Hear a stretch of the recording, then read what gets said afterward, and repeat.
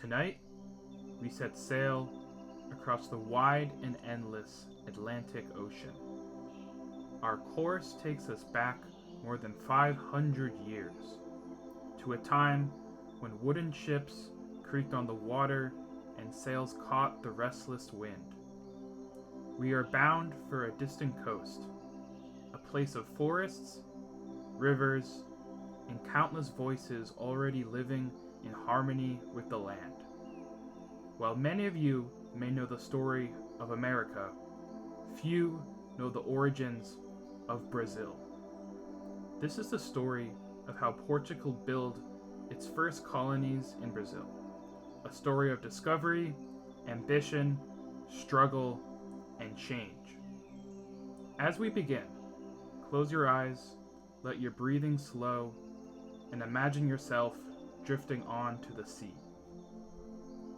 It is the year 1500. A fleet of Portuguese ships, led by Pedro Álvares Cabral, set out from Lisbon, heading for India. Their mission is to follow the spice route to reach the riches of the East. But the winds of the Atlantic are unpredictable. Cabral's fleet drifted west, far from its original course. Days pass, the sailors restless, staring out across an empty horizon. Then, one morning, a cry goes up from the lookout. Land aho! Before them stretches a long green coastline. Endless trees, a wall of forest against the sea. White beaches curve along the shore, and beyond them, smoke rises faintly from villages hidden among the palms. The Portuguese have reached what is now called Brazil. To them, it is a new land, though in truth, it had been home to millions for thousands of years. On April 22nd, 1500, Cabral orders a mass on the beach. A wooden cross is raised in the sand. The sailors kneel, their prayers rising above the sound of the waves. They call this place the Island of the True Cross. In time, however, it would be renamed after the wood that fills its forests. Brazilwood, prized in Europe for its deep red dye. Long before the ships had arrived, Brazil was already alive with voices. The Tupi, the Guarani, the Tupinambá, and many others lived across vast stretches of the coast and the interior. Picture their villages. Long communal houses built of wood and palm leaves, hammocks swinging gently inside. Children playing near the water, fields of manioc, maize, and beans growing under the sun.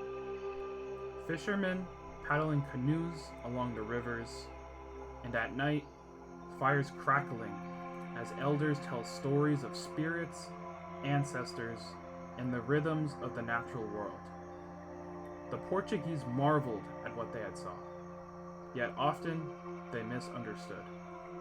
To them, the land was empty, waiting to be claimed.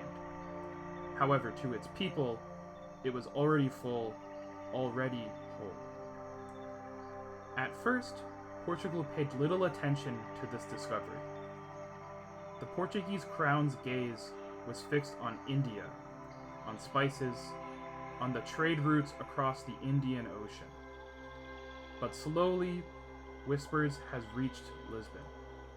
The forests of this new land contained Brazilwood, whose red dye was more valuable than gold cloth. Merchants sent ships to harvest it, working with local allies to cut and load the heavy logs. But there were dangers as well.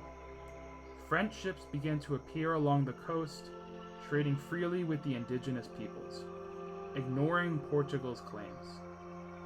The crown feared losing what it had finally stumbled upon. So, in the 1530s, Portugal had decided that this land must be colonized. 1534, King João III divided Brazil into great strips of land called captaincies. Each strip stretched from the coast deep into the interior, though no one knew how far the land truly went. The king had granted these territories to both nobles and merchants.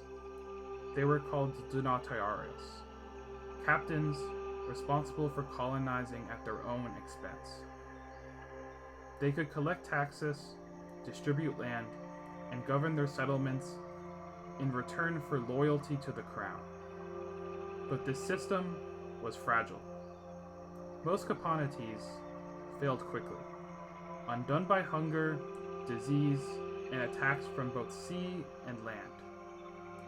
The dense forests, the heat, and the resistance of local tribes had made life harsh. A few, however, endured. In Pernambuco, sugarcane took root, the soil rich and fertile. In Salvador, Martim Afonso de Souza built the first successful colony, planting the seeds of a society that would grow slowly over the decades. Sugarcane changed everything. Its tall stalks waved in the wind, whispering softly across the plantations. Wooden mills ground the stalks into juice, boiled it down into thick syrup, and crystallized it into white sugar, an addictive sweetness that was craved in Europe. Sugar became Brazil's white gold. It was the engine that turned fragile outposts into wealthy colonies. But sugar demanded labor, endless labor. At first, settlers tried to enslave indigenous peoples, but resistance was strong. Many fled into the forests or fought back with bow and spear. Disease brought by Europeans had devastated villages, leaving entire communities empty. So the Portuguese turned across the ocean. They began to bring enslaved Africans to Brazil, men, women, and sadly even children, torn from their homes, forced into ships, and made to work in the fields and mills. Their suffering would shape Brazil's history for centuries. Picture a small settlement along the coast. Wooden houses with thatched roofs, clustered by a palisade of logs. Inside the walls, a chapel, a sugar mill, and a handful of huts. Outside, fields of cane stretching towards the horizon. Life was harsh. Settlers faced hunger when crops had failed. Disease spread quickly in the heat. Sometimes entire villages disappeared, leaving only ruins. And yet, step by step, the colonies grew. Jesuit missionaries built schools and churches, teaching local children to read Latin prayers. Ships carried sugar to Lisbon and returned with tools, cloth, and more settlers. The coastline slowly filled with small towns, fragile but persistent.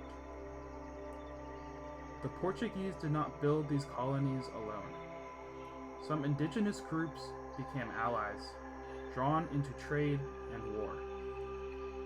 Others fought fiercely against this colonization, defending their lands. Far from Lisbon, European rivalries also played out on Brazilian shores. French corsairs raided villages and captured ships. In 1555, the French even built a colony titled France Antarctique in the Bay of Rio de Janeiro, hoping to claim part of the coast. For years, Portugal battled to drive them out.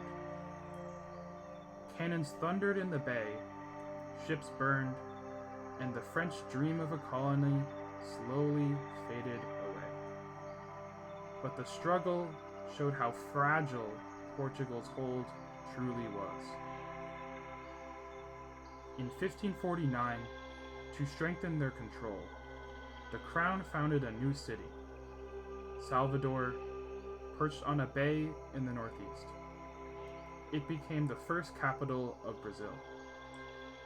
Picture its harbor, filled with wooden ships, on the shore, warehouses stacked with sugar, Jesuits walking through the streets, bells ringing from a small cathedral. The air would be alive with language: Portuguese, Tupi, Yoruba, Congo. Salvador was not just a town. It was the heart of this new colony, binding Brazil to Lisbon across the ocean. The seeds planted in those first fragile colonies have never stopped growing. Even today, the Brazil we now know carries deep marks of those early years. Trade, for instance, was the first thread. The harvesting of brazilwood gave way to sugar and later to gold and coffee. From the very beginning, Brazil's wealth was tied to its soil and the sea, to what could be carried across the ocean. This legacy had shaped Brazil as a land of exports, its fortunes rising and falling with the demand of faraway markets. Culturally, too, the blend that began in the 16th century is still present in every part of Brazilian life. The Portuguese language became the mother tongue of the colony, and later the nation. But if you listen closely, you will still find words from Tupi, from Guarani, and from African languages woven into Brazilian everyday speech. Music carries these echoes as well. The rhythms of Africa, the chants of indigenous traditions, the hymns of Europe, melding into something uniquely Brazilian. Religion followed the settlers into the New World. The Catholic Church, with its crosses, chapels, became central to colonial towns. Jesuits sought to convert, to build missions, to spread their faith. But over time, Catholicism in Brazil took on a life of its own. African traditions survived in hidden forms, blending with Christian saints. Indigenous beliefs also endured, shaping practices, rituals, and a sense of the sacred. Today, Brazil is the largest Catholic nation in the world, but also one of the most diverse in spiritual life, a reflection of its early colonial beginnings. The structures of society, too, trace back to these early days. The vast estates of sugar plantations created patterns of wealth and inequality that lasted long after the colonial period had ended. Their reliance on enslaved labor also left deep scars, but also had brought resilience, creativity, and new cultural strength for those who had endured. Brazilian identity itself, rich, complex, multi-layered, was born from this mix of peoples and histories.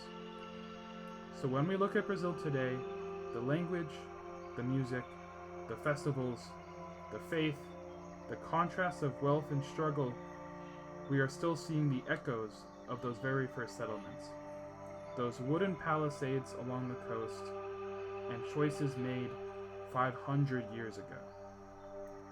The story of Portugal's first colonies in Brazil is a story of three worlds meeting. The indigenous peoples who had lived on the land for millennia, the Europeans arriving with ships, weapons, and ambitions, and finally, the enslaved Africans, forced across the ocean to labor in fields not their own. Together, they created something new, painful, complex, and lasting.